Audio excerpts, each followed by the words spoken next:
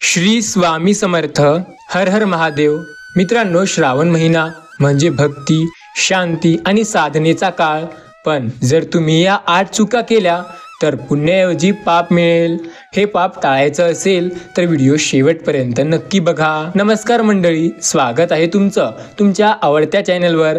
आज आपण जाणून घेणार आहोत श्रावण महिन्यात कोणत्या 8 चुका टाळाव्यात ज्या आपल्या आध्यात्मिक प्रगतीत कोणत्या ना कोणत्या अडथळा आणू शकतात आणि नकारात्मक परिणाम देऊ शकतात. तर चला, जरासाही वेळ न वाया घालवता आपण आजच्या या व्हिडिओला सुरुवात करूया. पण व्हिडिओमध्ये पुढे जाण्याआधी या चॅनलवरती नवीन आला असाल तर चॅनलला नक्की सबस्क्राईब करा. मित्रांनो, पहिली चूक आहे उपवास करताना अन्नाची चव पाहणे. याने पुण्य न मिळता आपल्या उपासाचा निष्फळ होतो. होय मित्रांनो, बऱ्याच स्त्रिया काय करतात, ते जेव्हाही चहा वगैरे बनवतात तेव्हा त्याला त्याची चव पाहायची सवय असते. पण चहाचं एका वेळेला ठीक आहे, ते चालतं. पण जेव्हा ते दुसऱ्यांना एखादी भाजी किंवा एखादी कुठल्याही प्रकारची वस्तू बनवून देतात तेव्हा त्याची चव बघून ते आपला उपास पूर्णपणे निष्फळ करतात. लक्षात घ्या, खास हे स्त्रियांसाठी गोष्ट आहे ज्या आपण उपास आहे म्हणून उपवास धरतात, पण घरात प्रत्येकाला उपवास नसतो. त्यामुळे जे इतर लोकांसाठी जे जेवण बनवतात, अन्न बनवतात, त्यामध्ये चव बघण्यासाठी ते त्याला खाऊन पाहतात, तेव्हा त्यांचा हा उपास पूर्णपणे निष्फळ होतो.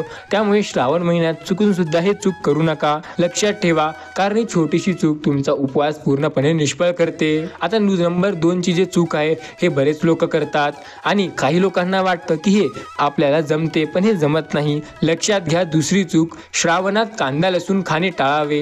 हे तामसी अन्न आहे, साधनेसाठी अयोग्य आहे. आपण पाहिलं असेल बऱ्याच समाजात हे श्रावण चालू झाल्यानंतर कांदा आणि लसूण कायमचेच बंद करतात. ते काहीतरी काळ असतो, त्या काळात ते बंद करतात. त्यामागे सुद्धा कारण आहे.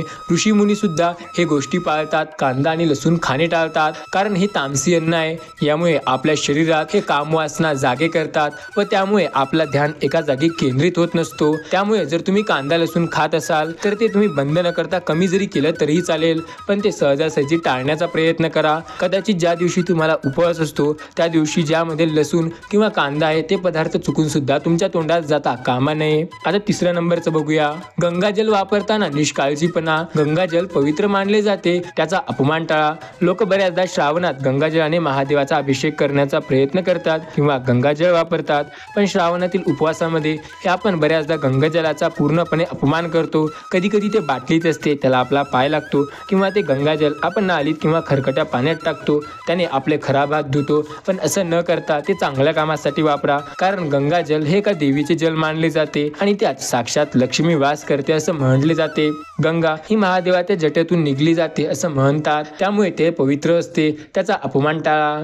नंबर 4, फूल वाहताना डाव्या हाताचा वापर करणे. पूजेमध्ये उजव्या हाताने फूल वाहने खूप शुभ मानले जाते, पण बऱ्याचदा काही लोक घाई गडबडीत किंवा चुकून एखादं फूल खाली पडलेलं बघतात, म्हणजे देवावर ठेवता ठेवता खाली पडलेलं बघतात आणि ते डाव्या हाताने उचलून तसेच ठेवतात. यामुळे देव आपल्याला पूर्णपणे नाराज होऊ शकतो. लक्षात घ्या, फूल वाहताना नेहमी उजव्या हाताने व्हायला हवे आणि हे बऱ्याचदा चूक केली जाते. आपल्या हाताने न कळत सुद्धा या चुका होतात ज्या आपल्याला पुढे जाऊन त्रास देतात. आता नंबर 5 चूक बघूया. शिवलिंगावर तुटलेले बेलपान वाहणे. अशा बेलपानांना धार्मिक दृष्टिकोनातून अशुद्ध मानले जाते. लोक काय करतात, किड्याने खाल्लेले किंवा एखादा पान अर्ध तुटलेला किंवा फाटलेले बेलपत्र शिवलिंगावर वाहण्याचा प्रयत्न करतात. मित्रांनो, हे आपल्यासाठी धोकादायक आहे, म्हणजे आपल्याला याचा पाप लागू शकतो. शिवलिंगावर कधीही चुकून सुद्धा तुटलेले बेलपत्र वाहणे हे टाळावे. जर तुमच्याकडे बेलपत्र नसेल तर ते वाहू नका, पण तुटलेले किंवा असं अपवित्र बेलपत्र वापरणे टाळा.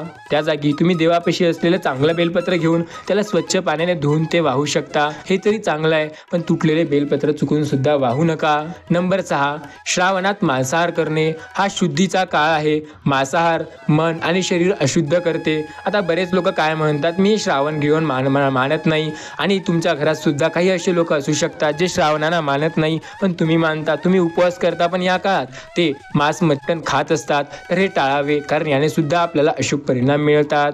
आता नंबर 7 जी आहे, शिवाची पूजा करताना डमरू किंवा बुटकी वाजवणे विसरणे. यामुळे वातावरणात सकारात्मक ऊर्जा निर्माण होते. आपण घंटी किंवा डमरू वाजवू शकतो महादेवाची पूजा करताना, कारण यात पूर्णपणे वातावरण सकारात्मक होते. हे एक चांगली गोष्ट आहे. हे जर तुम्ही करत असाल तर याचा तुम्हाला सकारात्मक परिणाम मिळणार. जर तुम्ही काही वाजवत नसाल तर निदान तुम्ही टाळ्या वाजवू शकता. आता 8वी चूक बघा. श्रावण सोमवारी फक्त पूजा करून विसरणे, आत्मपरीक्षण, जप, ध्यान याचा एक अभ्यास महत्त्वाचा असतो. म्हणजे देवाचे नाम जप करा, देवाचा जप करा, देवाचे ध्यान घ्या, हे सुद्धा खूप आपल्याला चांगले परिणाम देते. श्रावण महिन्यात या गोष्टी पाळा. या गोष्टी पाळल्याने बऱ्याचदा आपल्या आयुष्यात चांगल्या गोष्टी निर्माण होतात. हे नियम लहान वाटू शकतात पण त्याचा परिणाम मोठा होतो. काही नियम तुम्ही पाळत असाल तर काही टाळत असाल, पण नियम पाळा, याचा मोठा परिणाम नक्की जाणवेल. तुम्ही या चुका टाळता का? कमेंटमध्ये नक्की सांगा. आणि व्हिडिओ आवडला असेल तर लाईक, शेअर आणि सबस्क्राईब करायला विसरू नका. सोबतच एकदा कमेंटमध्ये हर हर महादेव नक्की लिहा.